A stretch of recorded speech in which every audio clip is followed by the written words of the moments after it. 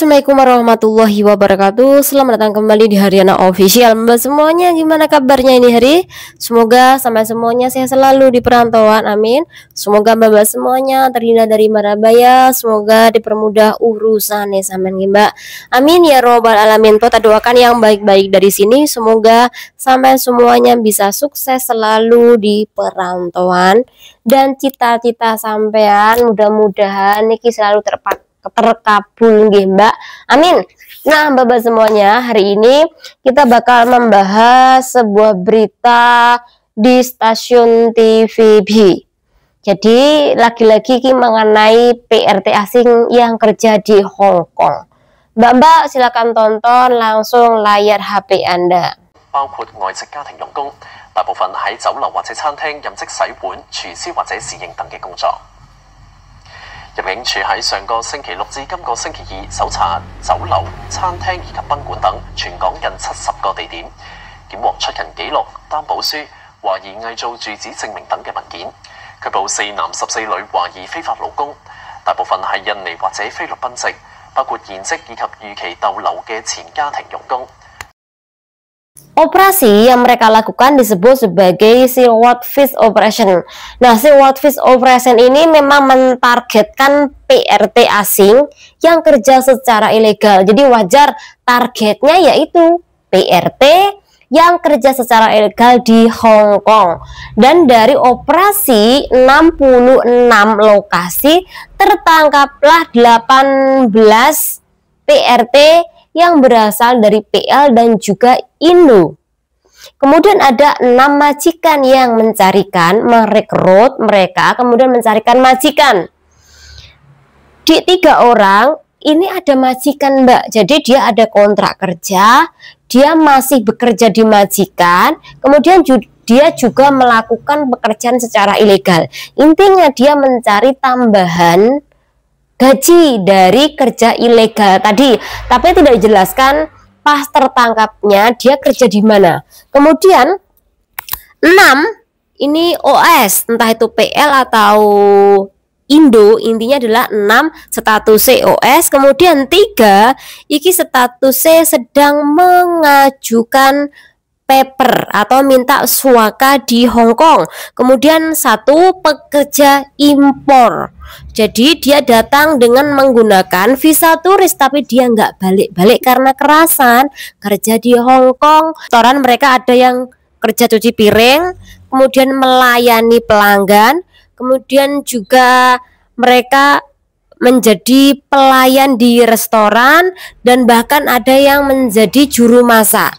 Jadi ini seperti pekerja formal Mbak di Hong Kong. Padahal kalau legal untuk kerja formal di Hong Kong, kuwi persyaratannya cukup rumit banget. Bahkan nggak semuanya bisa diloloskan oleh imigrasi ketika teman-teman iki mengajukan kerja secara formal di Hong Kong. Jadi biasanya kerja secara formal di Hong Kong ini kan semacam low skill worker Mbak ya.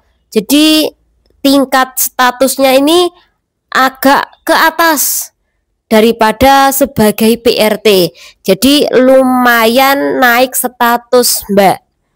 Dan gajinya pun juga lumayan. Kalau kita kan gajinya maksimalnya lah 6.000 setengah 7 ribuan.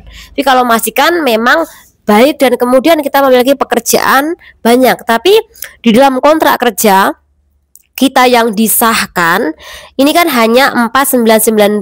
Tapi kalau low skill worker ini gajinya bisa mencapai 12.000 ke atas, 14.500 bahkan sampai dengan 18.000. Sekali lagi Anda memiliki skill juga, karena memang ada kasus di mana PRT Hong Kong yang kerja nih menjadi PRT, tapi dia kerja Mbak 2 kali 3 kali dia di interminate Mbak, tapi dia tidak menyerah ketika di interminate itu.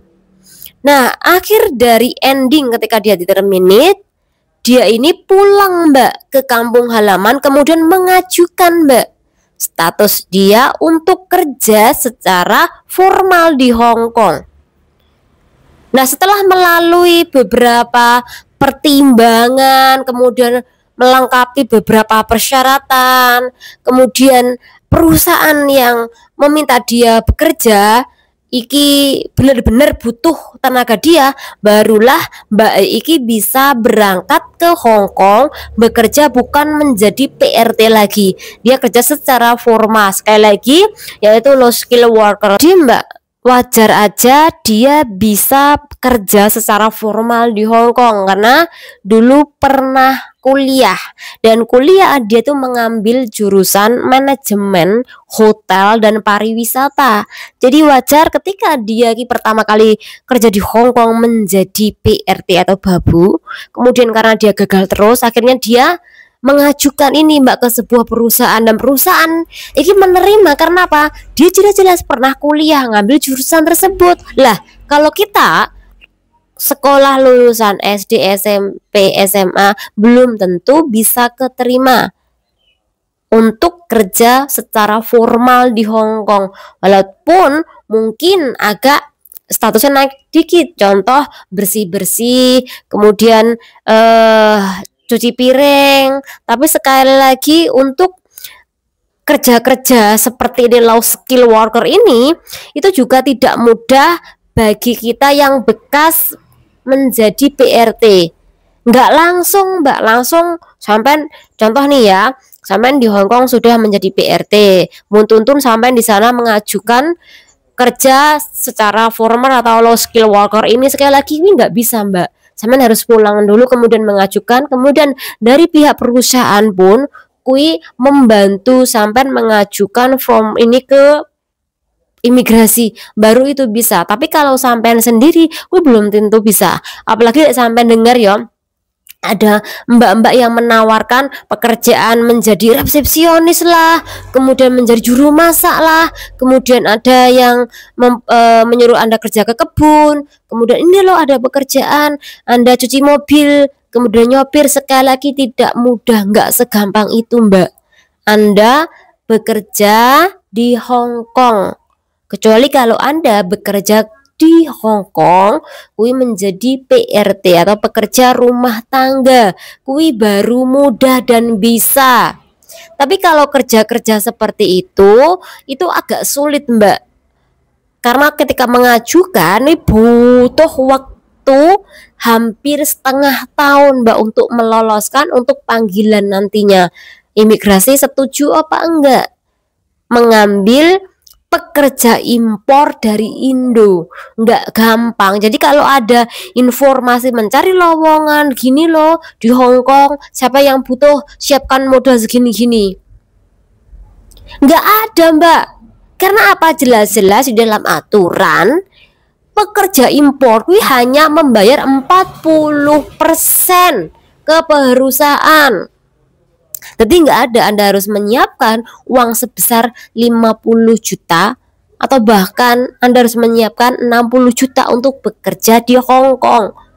Wih, nggak ada Mbak agensi yang berani terang-terangan seperti itu. Karena ketika berani terang-terangan seperti itu berarti dia melanggar undang-undang di negara Hong Kong dalam proses menerima pekerja impor tadi. Mungkin ada yang tahu, silakan komen. Jadi sepengetahuan saya, untuk para pekerja asing di Hong Kong ini biasanya ada 3 jenis kontrak baru Mbak, dan ini beda-beda warnanya. Setahu saya dulu kan pernah hijau kemudian ganti biru. Nah, ganti biru ini khusus untuk para PRT asing di Hong Kong.